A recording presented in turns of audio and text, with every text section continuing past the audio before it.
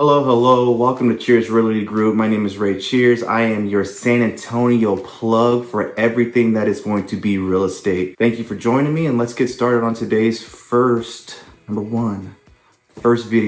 Let's get it. In this channel, what I kind of want to do is really talk about what it's like to be a real estate agent in San Antonio, some of the things that I have done. I've only been a real estate agent for the last 2 years. Today is going to be really focused on renewing my license. What happened when I allowed my license to expire? What did I have to go through in order to renew it? And then how long did it take? All the information, all the questions that you could possibly have about renewing your license, maintaining your license, and what's necessary in order to keep your license in the state of Texas. If you don't know, Texas is the #1 state when it comes to amount of time spent in order to get your license. It's 270 hours that you have to complete. Then in order to renew your license, there's about 98 hours that you have to do. So there's 3 30-hour courses and 2 4-hour courses that you have to do. The classes that you're gonna have to take in order to renew your license are real estate investment, real estate brokerage, and then real estate appraisals, and then you have to do legal 1 and legal 2. I chose to do my renewal through a place called License Classroom. I found that it was the easiest for me to do, and it did everything that I needed. So they had the proctored exams, they had the courses that you went through, and then you actually can learn something because it's like interactive the way that they teach you. Now, what happened to me when I tried to renew my license? First, my license expired in August 31st to be exact. So me, being a brand new real estate agent for the last 2 years, I knew that I was supposed to renew my license, but I didn't.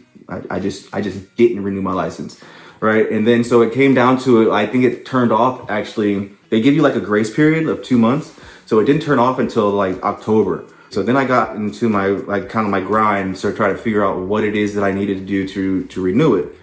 And of course, it was the 98 hours, right? But because I let my license expire, I actually got removed, and now I'm kind of in the process, that limbo process of figuring out where do I want to go and be a real estate agent in the state of Texas, which is to me, it's actually a good thing. There was nothing wrong with EXP. So if you are here in the state of Texas or any other state, and you happen to like to do your own thing, not have to go into an office, they have a bunch of perks that they can give you, their KV core, your showing time, your places to do your contracts, all that's great. I just felt like I didn't get enough support being a brand new agent. Like, they're gonna give you a mentor, and my mentor was phenomenal. There wasn't somebody right next to me, like right here on my hip. There's a bunch of different things when it comes to real estate that it's hard to figure out if you're trying to do this on your own, which eventually I figured it out. But it still becomes quite freaking difficult in order to do these things. After I figured it out, I think I may have sold about 7 houses, and then I listed a buddy of mine's property. That was how I got up to being a real estate agent and making a little bit of money with selling, right? Now it was time to renew, and that was the piece that I was just like, man, you can't take these exams without studying. Let's just be 100% on that. You have to study the material and actually pay attention. Me, I was school again. I don't really like going to school. I'm not the big brain wig person that's going to be sitting here doing a bunch of classes. What I enjoyed about the License Classroom was at the end of it, they have like a study guide, right? It's a study guide that they give you, and you can you go off the study guide, right? Study the study guide, make sure you know it.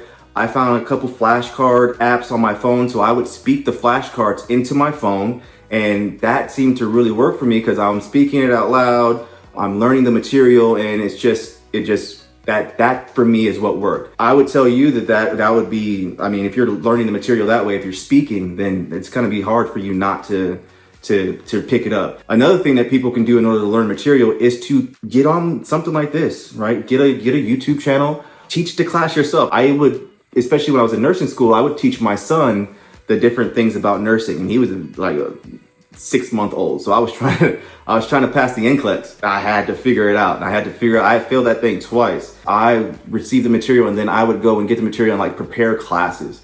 That's what you could do in real estate as well, if that's something that works for you. I would say, all in all, renewing your license is not hard in the state of Texas.